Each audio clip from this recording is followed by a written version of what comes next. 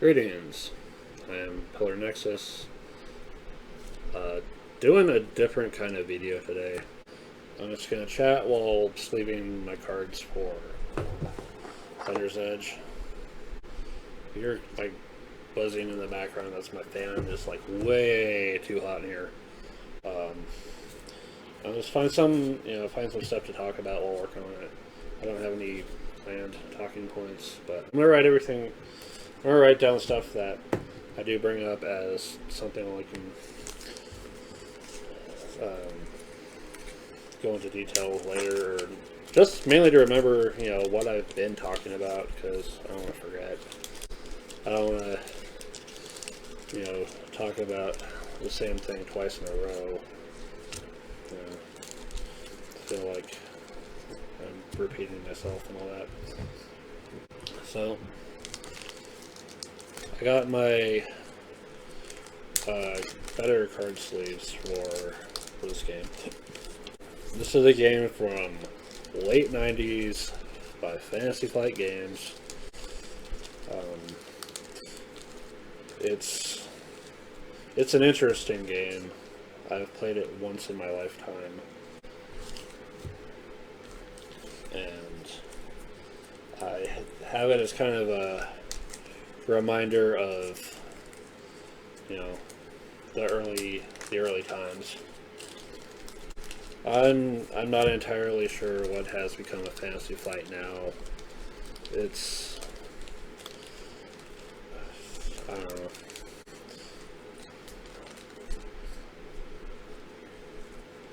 I miss the Fantasy Flight of like 10, 15 years ago. Yeah, normally when I buy a game, I try to get card sleeved as soon as possible. But I don't know if the sleeves are like even bigger. But I'm gonna save those for a different game. If I plan to get a different game. I have enough games on my shelf already. I should probably stop getting games in general. But level 99 games, Soccer Arms, and we'll see. We'll see. I have the money for it, at least. So yeah, sleeve cards while talking about stuff.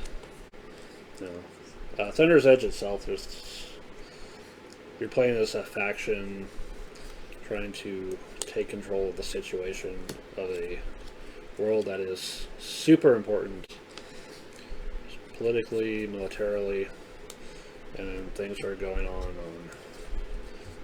Terra, Earth, or whatever they're calling it, and trying to deal with the politics and everything there. There's a political kind of sub-game of getting senators or support to achieve console, and you get points through that.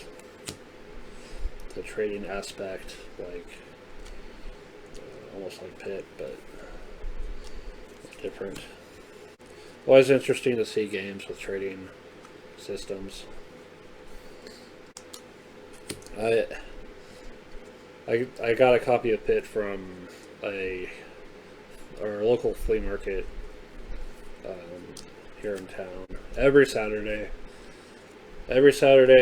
afternoon, morning to afternoon. It's there. There's like tons of people bringing all sorts of stuff, and I was very happy to find a copy for like, what was it, $2 I think. It was unopened. It had the bell. That bell is so much fun to have. And if I ever can get a group of 6 to 8 people together, we are playing that game, because why not? It's crazy fun. And then the flea market. The flea market and thrift stores and everything else makes me think about, we collect so much random crap from all sorts of time periods, all sorts of stuff. magazines, clothing, shoes, toys and games, jewelry, and collectibles. That collectible mindset of, there's a set of 25 of these. Some are harder to find than others. Don't you want to have all 25?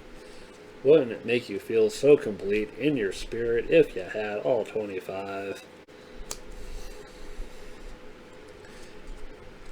And there's not just one edition of some of these rare ones. No, there's like 6 different editions.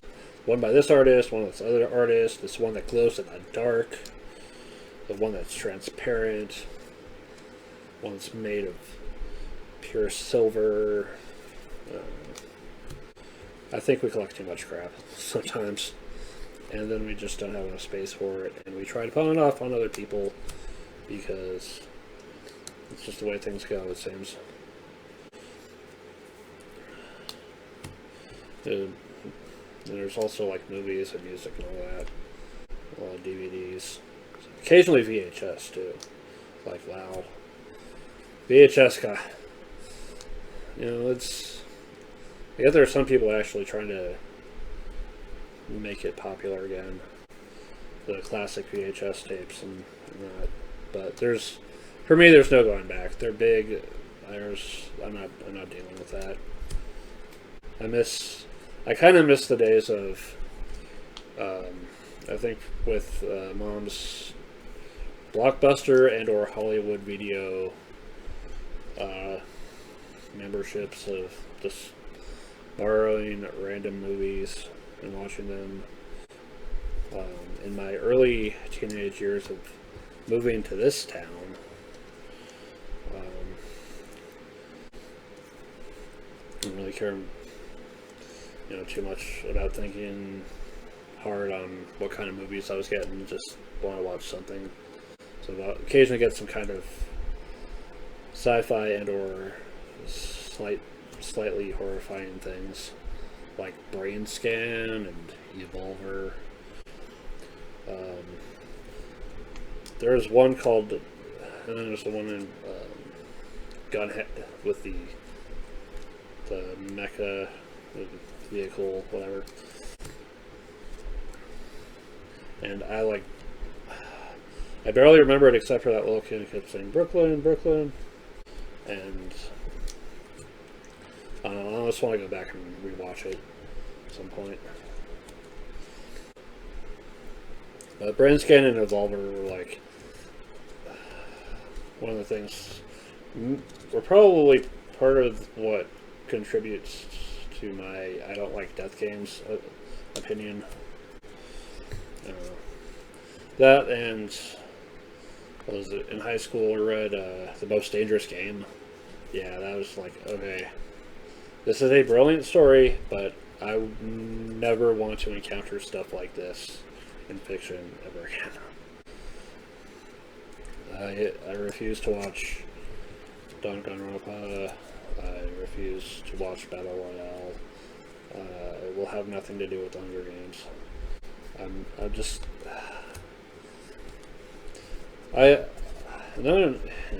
there's also, SAO, Sword Art Online first season. The only reason I even tolerated that was I wanted to watch it with English dubs. That was it. That's all I cared for. I wanted to watch it with English dubs. And it was okay, but it's just I hate scenarios like that. Die in the game, die for real. Where people are just out to kill each other because of some government program bullshit. It just doesn't sit well with me. So I encourage them. Okay, let me talk about movies in general. I have not gone to the theater for a live action film in ages. I want to say the last Star Wars movie was the Rise of Skywalker. That was the last one I watched in theaters. and before that was Spider-Man No Way Home. I tried watching like a bunch of Marvel ones in theaters, but I think around 2020, around the start of the pandemic and all that, that was the end of going to the theaters for me. And also, you know about TVTropes, right?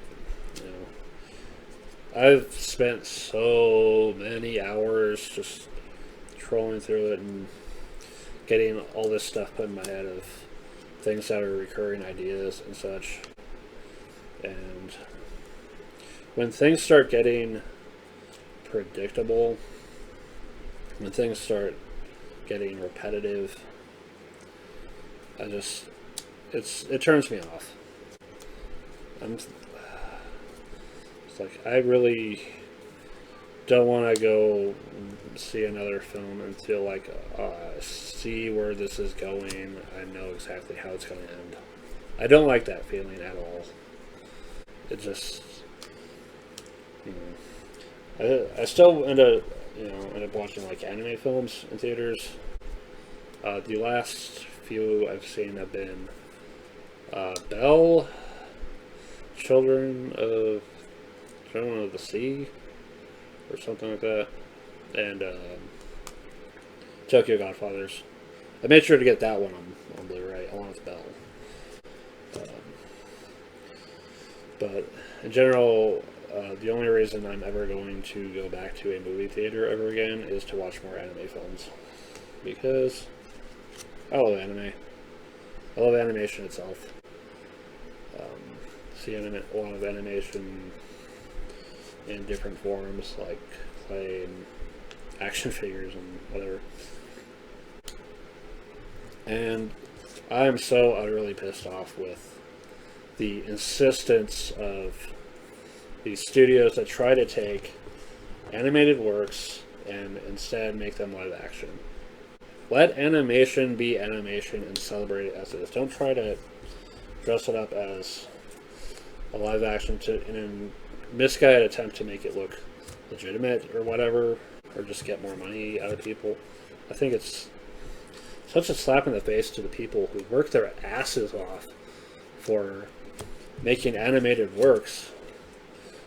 You know, there's a lot of stuff that's just better in animation that you can't really do with real world, real life techniques.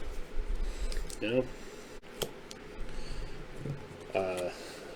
I watched the series for Aeon Flux lately, and I haven't watched the shorts, but I watched the 10 main episodes. They're pretty entertaining. And then I just felt like watching the live action a second time now that I have the entire context of knowing the series, because I didn't know it when I watched live action the first time. And yeah, for fuck's sake, no, just no. That's not Aeon, that's not Trevor, that's not Brenda, or that's not what Monica should be. What the hell were they thinking? Let that series be animated and not be forced into live action.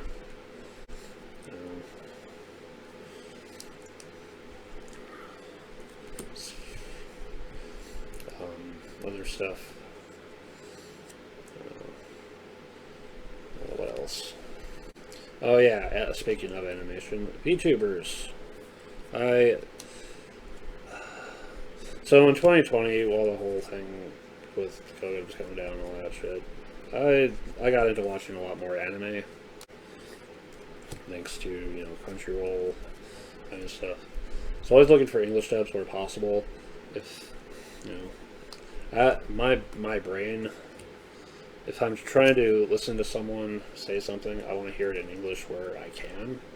If I have to reconcile what someone is saying with a translation that I'm reading, there's a good chance I'm going to forget stuff. A lot of stuff that I just hear in Japanese is kind of goes flying out my ears, sadly. I imagine some people are able to remember stuff well enough. But also have this thing of working at my desk, like I'm doing right now, and having something I can listen to in English is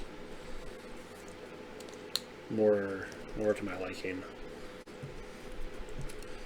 And then VTubers came along, or at least I first started hearing about them more with the announcement from the Crunchyroll collection YouTube page, because I was watching a lot of little clips and stuff that they were doing. I was also messing around with watching stuff on YouTube, like Trash Taste and other things. It's like, oh, Hollow Myth is debuting in September. I wonder what that's going to be like. Oh, hey, there's a Phoenix. I like Phoenixes. Oh, she's into running a business. I'm supportive of people who want to run a business. You know, all that. And once I started really getting into watching VTubers, I stopped giving a damn about anime with the exception of some, feature films that were coming up. And after that, I was like, the only anime I really made it a point to watch was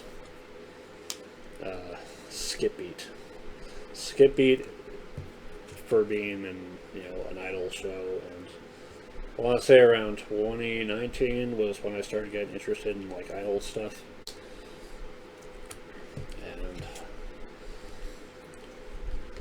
it's something I kept in the back of my mind. I was like, okay, I will keep an eye open for other idol stuff if it pops up, if I'm really interested in watching. Skip Beat is an older anime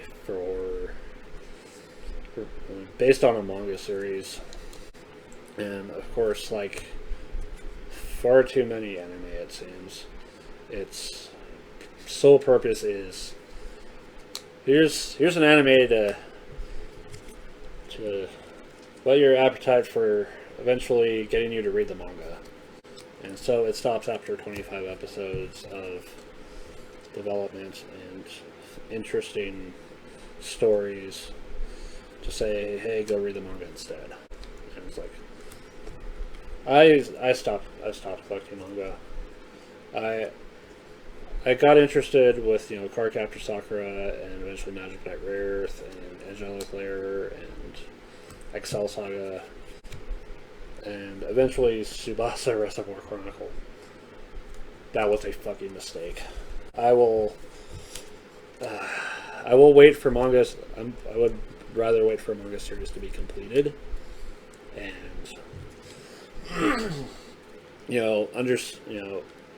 hear that it actually didn't end in a cluster kudzu nightmare of plot point bullshit that no one's entirely sure is supposed to end up. Sorry for my throat, it's just but I pretty much got out of manga after that. I never got to finish Excel Saga. One of those gave up too soon moments of they're never finishing this, are they? I'm on volume 25. There's no way they're going to finish this anytime soon. And then volume 27 ended it. It's like, oh, well, shit. I think the only other time I tried after that was maybe getting some omnibus books for Cardcaptor Sakura and Magic Knight Rarearth. And when I got into Madoka Magica around like 2017, I think. Yeah, I moved to this new place in 2017. I decided to start looking for manga series for it.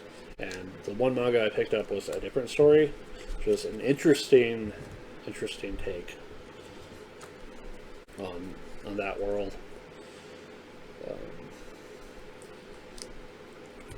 But got into Madoka Magica, and I started. I think that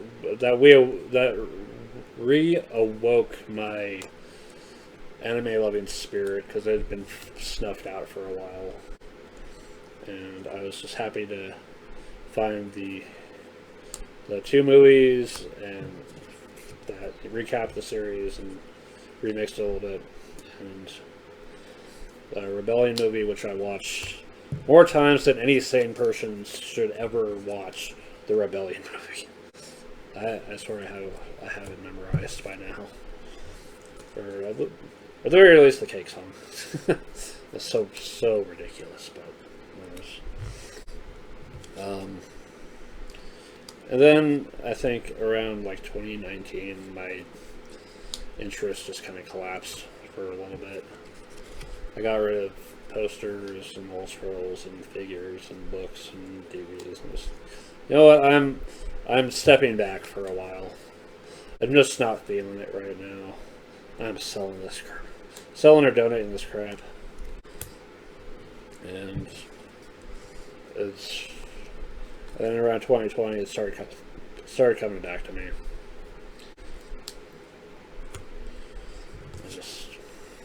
I don't know. Like I said, I like animation. I think it's cool, but when you start thinking about what's going on inside, you know, the tropes and the mechanisms and all that, and just start thinking too hard about it, it becomes harder to have fun with it, I think. That sucks. TVTropes has been both a blessing and a curse for my imagination. I now have a better understanding of categorizing things in my head a certain way.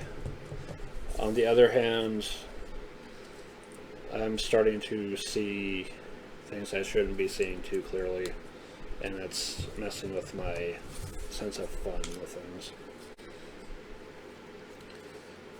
But at the end of the day, TVTropes is a tool, and the tool is on how you use it and what you use it for. Alrighty, all the cards have been sleeved. Mission accomplished. I'd like to do something like this again sometime. We'll find something. If you're wondering if I'll ever do a Pillar Loves games for this game, don't hold your breath.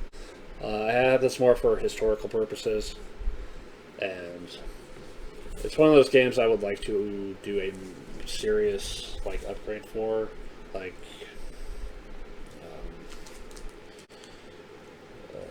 games that really need little miniature upgrades, because otherwise, you know, what this game has are these little square shits, like you'd see in a typical old school war game kind of thing, or more recently a game like Twilight Struggle, for example.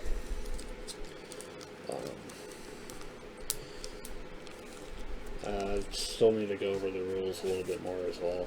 There's a lot to understand. Status, action, reinforcements, drop phase. I do like the map building in this game. The center row and of mystery, and then you get your little hand of tiles, and you place them face down, and you're the only one who knows about those ones. So you have that inside knowledge to have an advantage over other players. But then there's the center row, which is center. They seriously named the big city in this game Centaur. Centor. The silly ducks. They are. And then there's the 4, 2 adjacent to the inside, that are face down that nobody knows about. But yeah, I would love to get little plastic miniatures for this game and make it more interesting. I already switched out the dice. I'm always switching out dice. If it's normal D6s and they're tiny, or there's not a whole lot of them, or they're wooden, they're swapped out. I swap them out, and I go to the game store and I find Chess X Dice or some other brand with the dice that I need, and I swap them out. I know I've got some blank recess dice as well that I'd like to do replacement terrain dice for Runebound 2nd Edition. That one will probably get a Pillar Loves Games episode. Because Runebound is fun. And the only thing I don't like about the version that I have are the terrain dice using stickers. There's always that paranoid part where it's like, the stickers are going to fall off someday. I had that problem with Runebound 3rd Edition. And if not the issue with those dice, I also have the issue with the combat. The combat system in Runebound 3rd Edition did not sit well with me at all. I miss rolling, the 2nd edition's 2d10 and the 1st edition's 1d20. Yeah, the only difference between 1st and 2nd edition Runebound, two differences. One is the 1d20 gets replaced with 2d10s, better odds, and 2nd edition goes to the sticker terrain dice instead of the engraved. And there's another one. 2nd edition Runebound uses plastic figures for the heroes instead of the cardboard standees. I wish I could find. Apparently there were rare copies of 2nd edition Runebound that have the engraved dice, which are that's freaking awesome. I wish I could have gotten one. I was lucky that the used copy of Runebound that I got, it's only missing one stamina token, which is fine. Usually I have more than enough of what you need for it anyway. It also came with 2 expansions. Drakes and Dragonspawn or something like that, and Shadows of Margoth. And I picked up 2 more expansions for it. Thank you, eBay. So there's more, items and allies and relics.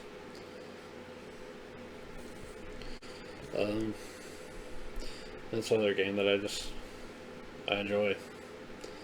I have a lot of games that I think are pretty cool. I also have some games that are kind of up in the air, or just meh or whatever. I got Magdar, for crying out loud. That game is so random. I don't know if I can get anyone to play it unless it's, just random ass game night.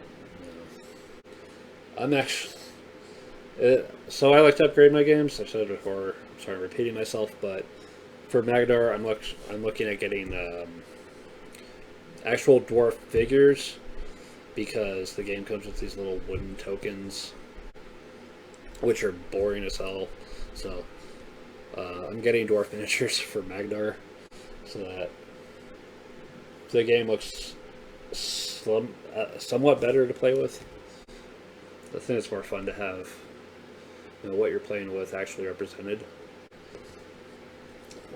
And that's why I want to kind of replace the cardboard mechs and tanks and artillery and Thunder's Edge and with, actual figures. I need to find somebody who does 3D printing and see if maybe they could hook me up. I'd be willing to pay. I'm always willing to pay for things that are important to me. The question is, how important is it to me to actually upgrade this one? Maybe. We'll see. But you know what? This has been nice, just working on stuff, talking about whatever. If you're watching this to the end, thank you very much. You are awesome, and I appreciate you. This has been Pillar Nexus. Thank you for watching.